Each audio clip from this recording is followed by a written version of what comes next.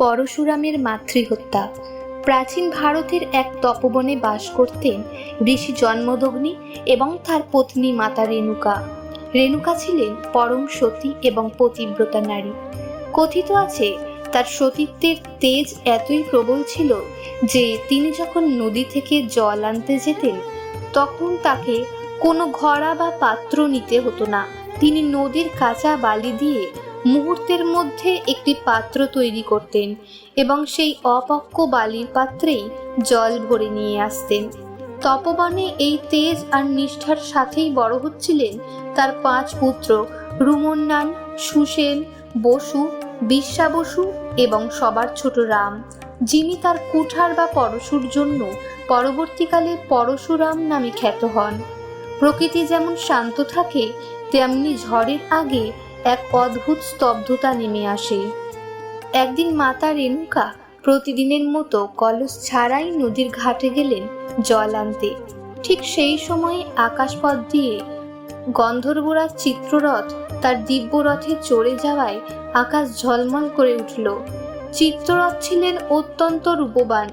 নদীর স্থির জলে চিত্ররথের সেই রূপের প্রতিফলন দেখে রেণুকা এক মুহূর্তের জন্য বিমোহিত হয়ে পড়লেন। তার মনে এক লহমার জন্য এক চঞ্চলতা বা আকর্ষণের সৃষ্টি হলো। কিন্তু সেই এক মুহূর্তের বিচ্যুতি তার সারা জীবনের অর্জিত পুণ্য আর যোগবলকে টলিয়ে দিল। তিনি যখন প্রতিদিনের মতো বালি দিয়ে ঘড়া তৈরি করতে চাইলেন, দেখলেন বালি আর জমাট বাঁধছে না। বারবার চেষ্টা করেও বালির ঘড়াটি ভেঙে যেতে লাগলো। রেণুকা বুঝতে পারলেন তার মনে কাম বা মোহ প্রবেশ করায় তার সেই অলৌকিক শক্তি নষ্ট হয়ে গেছে। তিনি ভয়ে এবং অনুশোচনায় দগ্ধ হতে হতে শূন্য হাতে আশ্রমে ফিরলেন। মহর্ষি জন্মদগ্নি ছিলেন অত্যন্ত তেজস্বী এবং ক্রোধী ঋষি। তিনি দিব্যচক্ষু দিয়ে মুহূর্তে সবটা বুঝতে পারলেন। আশ্রমে পা রাখতেই ঋষি জন্মদগ্নি তার দিব্যচক্ষু দিয়ে সবটা বুঝে নিলেন। তপস্বী ঋষিদের কাছে মনের সামান্য পাপও পাহাড়ের মতো বড়। তিনি দেখলেন তার পত্নীর মনে অন্য পুরুষের প্রতি মোহ জন্মেছে। রাগে জন্মদগ্নির চোখ আগুনের মতো লাল হয়ে উঠল। তিনি তার বড় ছেলে রুমন্নানকে ডেকে বললেন, এই পাপিষ্ঠা নারীকে এখনই হত্যা করো, এ কুলাঙ্গার। কিন্তু রুমন্নান স্তব্ধ হয়ে দাঁড়িয়ে রইলেন। যে মা তাকে 10 মাস গর্ভে ধরেছেন তাকে কিভাবে হত্যা করবেন? তিনি পিতার আদেশ অমান্য করলেন। ঋষি একে একে তার 4 পুত্রকেই একই আদেশ দিলেন, কিন্তু মাতৃহত্যার ভয়ে প্রত্যেকেই সেই আদেশ পালন করতে অস্বীকার করলেন। এতে জন্মদগ্নির ক্রোধ কয়েক গুণ বেড়ে গেল। তিনি নিজের 4 পুত্রকেই অভিশাপ দিলেন, তোমরা মানুষ নামের যোগ্য নও, তোমরা পাষাণের মতো জড়িয়ে থাকো। 4 ভাই যখন চেতনা হারিয়ে পাথরের মতো নিথর হয়ে পড়লেন, ঠিক সেই সময় তপবনে প্রবেশ করলেন কনিষ্ঠ পুত্র পরশুরাম।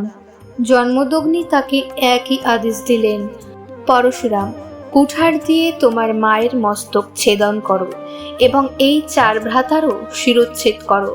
পরশুরাম ছিলেন একাধারে মহাবীর এবং পরম পিতৃভক্ত।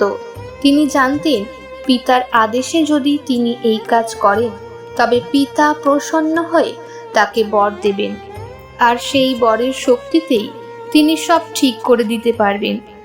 বিন্দুমাত্র দ্বিধা না করে পরশুরাম তার কুঠার তুললেন এবং এক আঘাতেই জননী রেণুকা ও 4 ভাইয়ের প্রাণ কেড়ে নিলেন।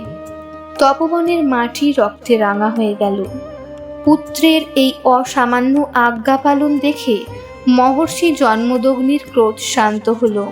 তিনি প্রসন্ন হয়ে বললেন, বৎস পরশুরাম, তুমি আজ আমাকে সন্তুষ্ট করেছ, যা চাও তাই বর দেব। পরশুরাম তখন হাত জোর করে অত্যন্ত বুদ্ধিমত্তার সাথে 5টি বর চাইলেন।